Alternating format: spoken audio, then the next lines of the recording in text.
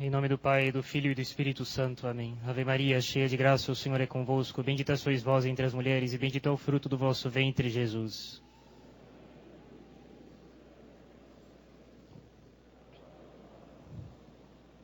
Mãe de Deus, rogai por nós. No último domingo do Advento eu tinha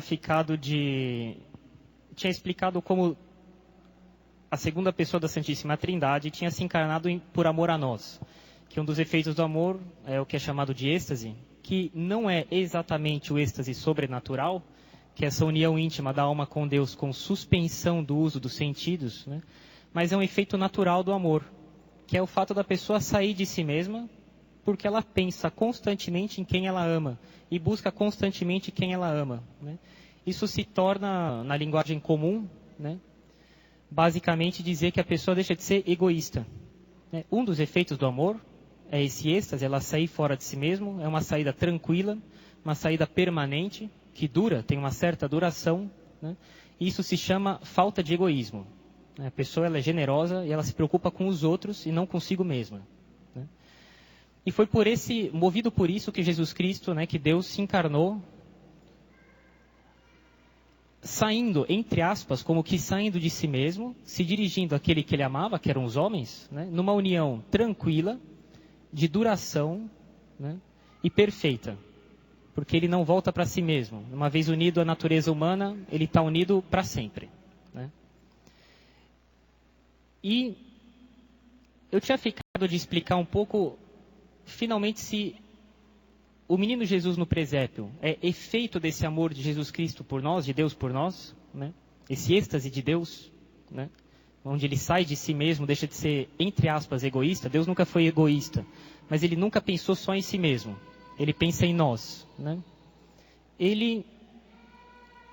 Agora é necessário saber o que ele pede de nós no presépio, né?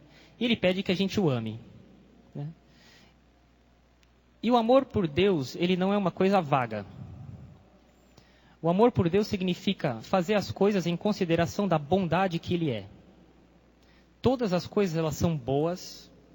Uma pessoa que você gosta, ela é boa. Uma casa que você tem é boa. Um fruto tem gosto bom. O dinheiro, né? O que quer que seja que é bom, tem mais ou menos bondade na medida em que recebeu mais ou menos de Deus. Então Deus, ele é a origem de toda a bondade que cada coisa tem, né? E ele é bom, ele é a fonte de toda a bondade, né? E uma vez que a gente faz as coisas em consideração dessa bondade de Deus, né, e que a gente deseja isso para os outros, ensinando a verdade para os outros, fazendo o bem para os outros, movendo eles a se corrigir, a praticar a virtude, a fazer o bem, a fazer apostolado, etc.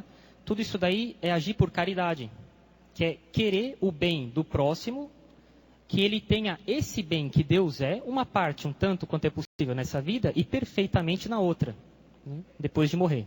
Isso é agir com caridade. E é isso que Jesus Cristo no presépio pede de nós, que a gente retribua esse êxtase que ele teve por nós, esse sacrifício que ele teve, de sair de si e de se unir à natureza humana e sofrer, em consideração da bondade que ele queria que nós tivéssemos, e que a gente retribua isso para ele, trabalhando para que os outros tenham essa bondade, né? Como é que se faz isso, no concreto? Isso é agir por caridade, né? Quando eu ajo por interesse pessoal, quando eu ajo porque eu gosto muito de uma pessoa, porque eu a estimo, etc., são motivos honestos, mas não é caridade. Não é feito por amor a Deus em consideração da bondade que Deus é, né? É por algum motivo natural. Mas o que Jesus Cristo pede de nós é um movimento sobrenatural, que ele dá um auxílio sobrenatural da graça para que a gente faça esse bem para os outros com essa intenção, né? Essa caridade que anima e que entra em cada coisa que nós fazemos, isso se chama perfeição cristã. A perfeição cristã é composta de duas coisas. Essencialmente é essa caridade. Isso não basta. Porque a igreja, quando vai canonizar os santos, ela não fica buscando só se ele fez as coisas movido pela caridade. Ela busca ver se ele fez cada coisa muito bem feita, né? Então, que a pessoa tome uma decisão prudente, cuide bem do dinheiro dela, usando a virtude da justiça, que ela seja temperante no comer, no uso dos prazeres dos sentidos, no modo de falar, ela tenha a virtude de brincar sem cometer excessos, que ela modere tal ou tal coisa, usando todas as virtudes que existem, né? Isso faz parte da perfeição, de fazer as coisas muito bem feitas, né? Mas também animadas e possuídas, né, por essa caridade. Isso é a perfeição cristã, né? E é isso que Deus pede de nós, em retribuição dele ter se encarnado, né? Como é que se faz isso? Algumas coisas que podem ajudar, né? Primeiro, retificar as intenções, né? Na oração da manhã, a cada coisa que a gente vai fazer antes, parar um pouquinho e não fazer as coisas de maneira impulsiva, movida pelo mau hábito que nós temos de agir por algum interesse humano, ainda que seja honesto, né? Não vai ser um mau hábito propriamente dito, é um interesse honesto, mas não é caridade, né? E enquanto nós estamos mal habituados a agir por alguma consideração de estima pessoal ou então de interesse próprio, etc., ou por simpatia a alguém, e não para que ele possua o bem eterno, que é a salvação da alma e ver Deus no céu, né? A gente não age por caridade. Enquanto a gente estiver mal habituado a não agir por caridade, mas por essas inclinações naturais, se a gente não para de maneira explícita e retifica as intenções, a gente vai ter essa inclinação de agir movido pelo hábito que a gente já tem, né? Então, como agir de maneira caridosa? Parando um pouquinho e pensando, eu vou agir com tal intenção, a de querer fazer o bem para que essa pessoa se salve, para que ela conheça a verdade, ela ame a Deus e o sirva, e possa se salvar, né? E é por isso que a gente deve ter, então, caridade até com os inimigos, porque eles podem ter dado causa humana de rixa, de brigas. Mas isso não impede que eu deva querer a salvação dele e trabalhar por isso. E por isso eu posso ter caridade mesmo com os inimigos.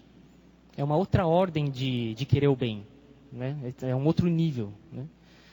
E, portanto, não é incompatível desejar o bem, a salvação eterna, inclusive para os inimigos. E, aliás, isso é absolutamente necessário, né? Senão é pecado, né? Agora, depois, né, nas orações da manhã, já pensar ao longo do dia, eu vou ter tal situação, eu vou encontrar tal pessoa, eu tendo a agir assim, eu vou me corrigir, retificando a intenção. Já agora de manhã eu ponho tal propósito de não agir de tal ou tal jeito defeituoso, mas movido por caridade, fazendo tal ou tal coisa mais perfeita, de acordo com tal ou tal virtude. E além disso, movido pela caridade, né? Depois, ter o hábito da oração, que é na oração que nós vemos. A oração é uma elevação da alma para Deus. Do mesmo jeito que eu vejo bem as coisas quando eu estou do alto, eu vejo a posição que elas estão, a relação que elas têm umas com as outras. Se eu não elevo a minha alma, eu fico sem ver com clareza como é que estão colocadas as coisas ao longo do meu dia e as minhas intenções. E é na oração que nós vemos o que deve ser retificado, o que está fora do lugar e o que precisa ser animado pela caridade. Então, ter o hábito de meditar, né? Meditar não é perda de tempo, longe disso. Eu conheci uma senhora que no seminário dizia, ela costurava para o seminário, na sacristia, eu era chefe da sacristia, e perguntava para ela, escuta, eu não estou dando muito trabalho para a senhora de vez em quando, né? Ela dizia, pode ficar tranquilo. Uma vez uma amiga minha me ensinou que era só eu levantar cedo de manhã e fazer meia hora de meditação, e todo dia ia correr muito bem. E é isso que eu faço, e eu consigo chegar até o final do dia fazendo tudo o que eu preciso, se eu levanto de manhã e faço meia hora de meditação. Ela levantava às 4:30 da manhã. Uma senhora dona de casa, tinha 3, 4 filhos, ainda adotava outros, né? E tinha muito trabalho, etc. E era uma senhora que, fazendo meditação, o dia ia bem, porque ali ela via o que ela tinha que fazer bem feito, né? Depois, elevando a alma para Deus ao longo do dia, né, retificando as intenções, a gente chega no final do dia muito menos cansado. A gente vê o que precisa melhorar, gasta menos esforço para fazer melhor as coisas, né? A gente faz as coisas de maneira com muito mais luz, com muito mais clareza, sem ter que ficar se angustiando se aquilo está sendo bem feito, se dando conta depois que foi mal feito. Isso é muito repousante, né, espiritualmente. A gente chega no final do dia estando tranquilo, porque a gente fez bem as coisas, né? E finalmente, né, finalmente, não ser generoso, não ser tão indulgente consigo mesmo, né? Pode ser que com muitos filhos, mas seja ter um dia difícil, ter muito trabalho, muito barulho, muita confusão. Entretanto, né, se Deus pede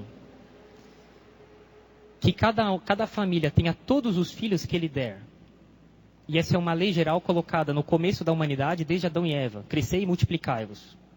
Isso quer dizer que ela é compatível com todos os estados de vida, pobres e ricos, em qualquer situação que alguém esteja.